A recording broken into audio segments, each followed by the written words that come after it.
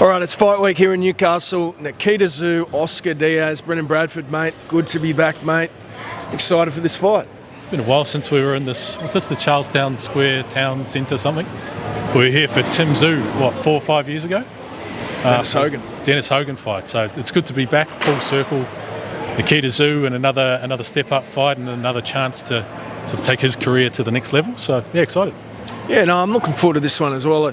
I said I think Nikita Tszyu might need some rounds in this fight. Or if this fight goes late, how does he look? He hasn't had many rounds. Thoughts on that? Yeah, that's exactly what we want to see. Yeah, that's what Nikita's been saying as well the last couple of weeks. Just, what has he had? 3, maybe 4 rounds in the last 18 months.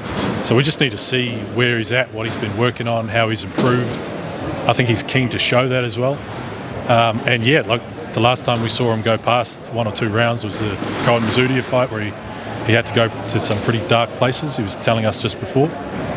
So yeah, I really want to see at least 4 or 5 rounds out of Nikita Tszyu this week. What do you made of, I guess, Nikita Tszyu's mindset and his demeanour, as we approach this fight? Kooky, weird, had some weird stuff to say today at the press conference. What did you make of all that? I really like it. It's a change. It's quite refreshing. He's very open with, what did he say? He's a bit of a different cat, a bit weird in some respects. What was he telling us? He has this energy that builds up inside of him, and he gets rid of it through boxing. And if he wasn't boxing, he needs to find other outlets. So he was spearfishing, I think, was one. Hunting is another one that he does. But he's a pest as well. So sort of who knows what he'd be doing if he wasn't boxing. Yeah. It might not be so pretty, but I just find him a really interesting dude, and just different to what you get in boxing and in sport in general. Really, someone willing to speak their mind, do things a little differently. Yeah, I rate it. Yeah, the other interesting thing this past couple of weeks, this whole drama going on at Team Tszyu and the move to Jeff Fenech and the Errol Spence announcement. There's been a lot of distractions around Tim Tszyu. I'm impressed with how Nikita sort of handled that. He sort of stayed out of it for the most part. There was those comments to you about the Tszyu feud as well, but he sort of maintained a bit of decorum there.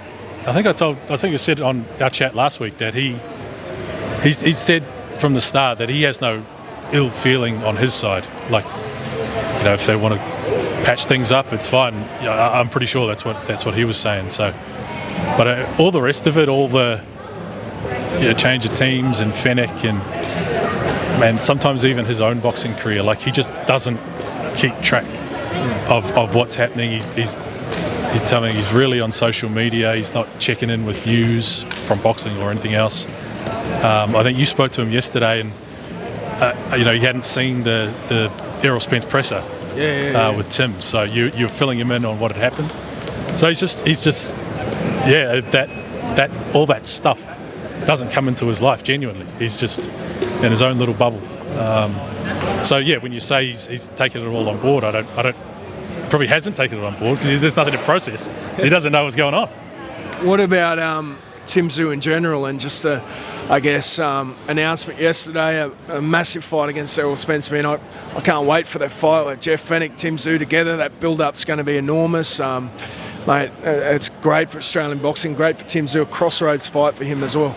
Yeah, I thought the presser was great. Well, the last 5 minutes where it spiced up was pretty good. Yesterday or the other day, whenever it was. There's a lot of talk about the handshake and the disrespect. And I think that was probably the catchiest sort of quote or comment from the presser. But I felt like it actually kicked off when Spence said that Tim's nothing on Kostya. Yes. That's when Tim got, all right, well, we're on, like, a snubbed handshake is one thing, disrespectful, whatever. But it was when he said, you're nothing like your old man. I think that's when it got personal or real or dark for Tim.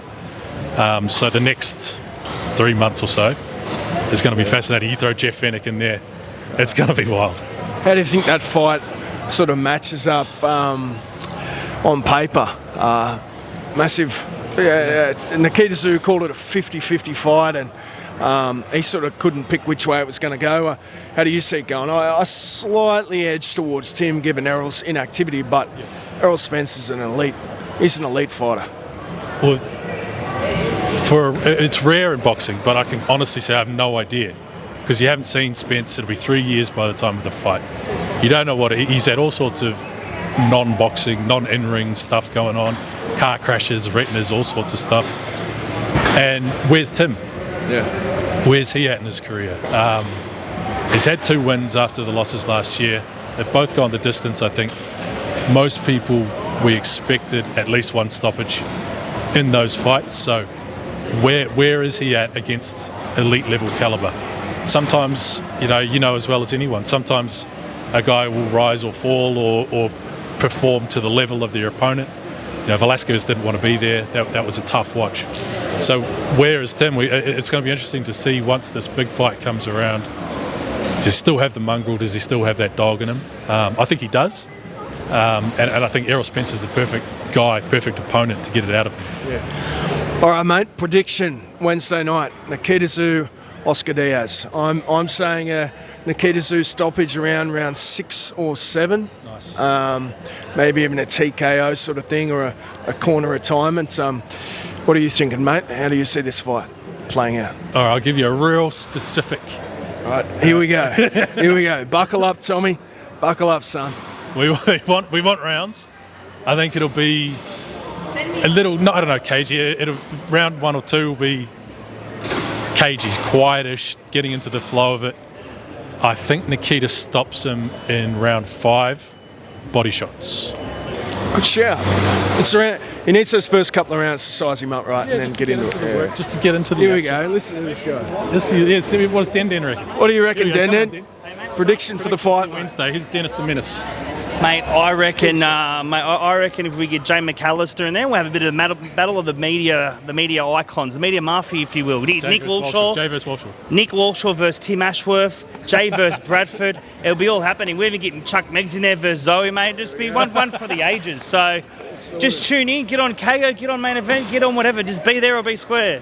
All right, and then you apparently look behind you, mate, because he reckons he's going to take you right out. There you go. Heard it here first. Righto, mate. See you on Wednesday. Do it again.